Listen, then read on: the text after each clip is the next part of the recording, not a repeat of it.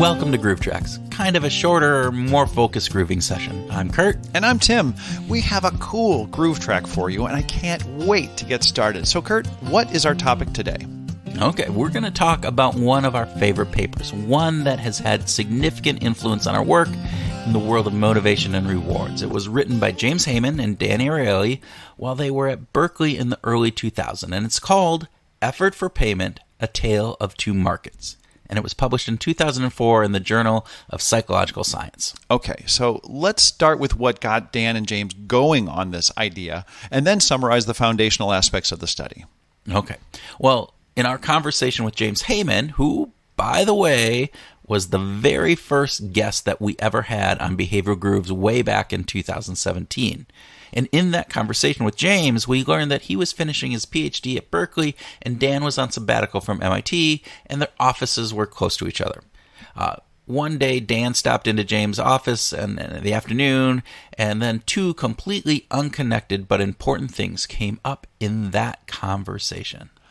So you mean this wasn't an intentional congress of two extremely bright academics preparing to collaborate on groundbreaking research? I don't think it was an intentional congress of two extremely bright academics, Tim. It was more like some idle chit-chat in the hall. But During the course of that idle chit-chat, Dan had mentioned to James that he'd been asked to give a talk to a local trade group, and he accepted the gig without any compensation. But before he was going to give that talk, the group offered him a small honorarium in cash. And that cash reward was pretty small. And it got him a little bit irritated. Well, actually, it got him very irritated, okay? He declined to do it at that point. And then James followed up Dan's story with a conversation that he had had with his brother that day about being asked to forge a neighbor's signature at the bank. And at first his brother said, okay, but then the neighbor offered him $100 cash to do that forgery. And that got James's brother to change his mind and said, no way, no way. Yeah, okay, so forging someone's signature on a formal document, especially a bank-related document, is a felony. So don't do that. Don't do that, no. But to continue the story, James asked his brother if he would have agreed to this request if the payment had been a dinner at a nice restaurant rather than $100 cash. And James said his brother's willingness to help meter went from pegged left, no way, to pegged right, no problem, and with the idea that the payment would be dinner. Very interesting coincidence between the conversations. Yeah, so Dan and James sat down and devised a survey that asked people what it would take to do some tasks. And they looked at different payment schemes, cash for some, candy for others, to see how motivated people would be to engage in certain tasks depending on the offered variable.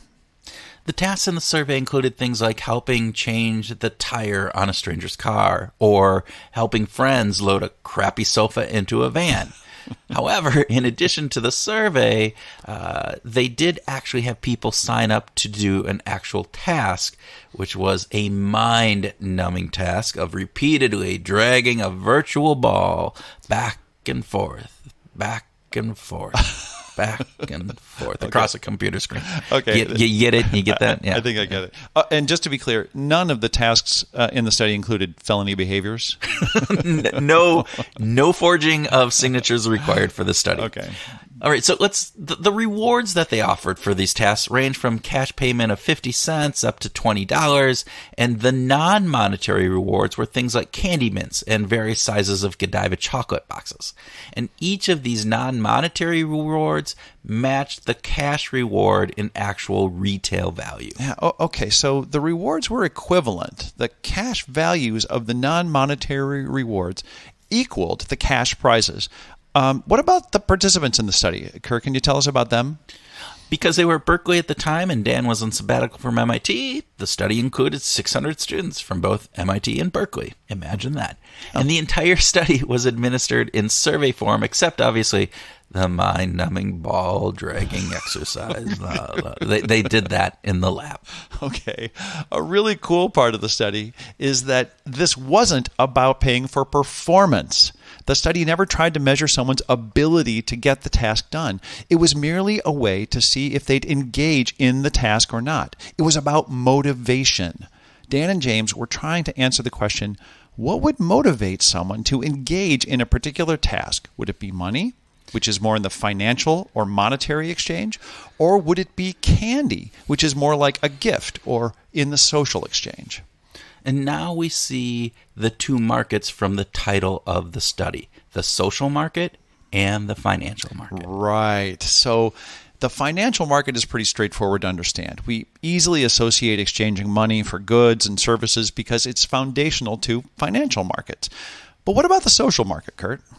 Though we typically don't think of a social exchange as something that happens in a market per se, economists would argue that when we share our time and energy, even when it's just to help a buddy lift a crappy couch into a van, we're sharing a precious resource that has value. And so economists would argue that we need to consider the return on that exchange. And if we offer time, we should be compensated. And sometimes money is the natural compensation mechanism. In other words, economists argue that we decide to spend time helping our buddy load his crappy couch into his van, in part based on the value of the reward that he's offering. Yep.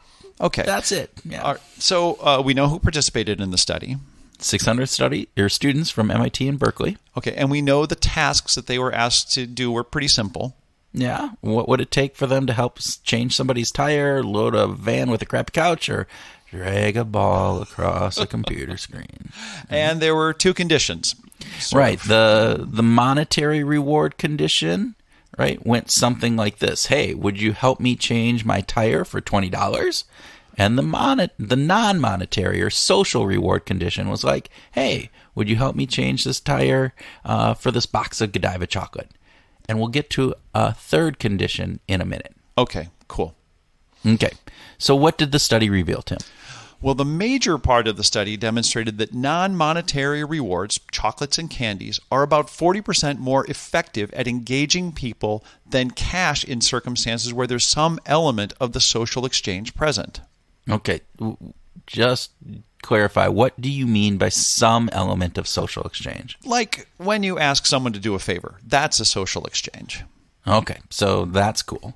And the study helps debunk this myth that cash is the ultimate reward, especially relatively modest payouts of that cash. And as Dan has said many times, cash can be effective reward, but it takes a lot to get people motivated.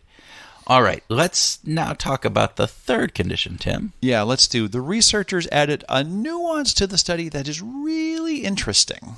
Yeah.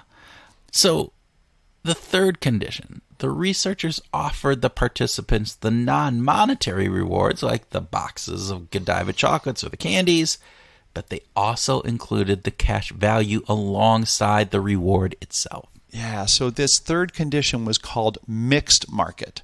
It was a combination of the non-monetary group where the participants saw the box of Godiva chocolates as the reward, but it was presented with a price tag, like in the monetary condition. So, Kurt, imagine that you have a flat tire on your cool electric vehicle, and someone stops to see what's going on, and you tell them that you have a flat tire, and you say, hey, thanks for stopping. I would really appreciate your help changing my tire, and I can give you this $20 box of Godiva chocolate in return for helping me. How do you think they'd respond? Okay, so first off, that just seems weird, right? Seems really weird, that I'd have a box of Godiva chocolate in my car, but of course, this is how the participants in the third condition responded to the chocolate with a price tag thing too.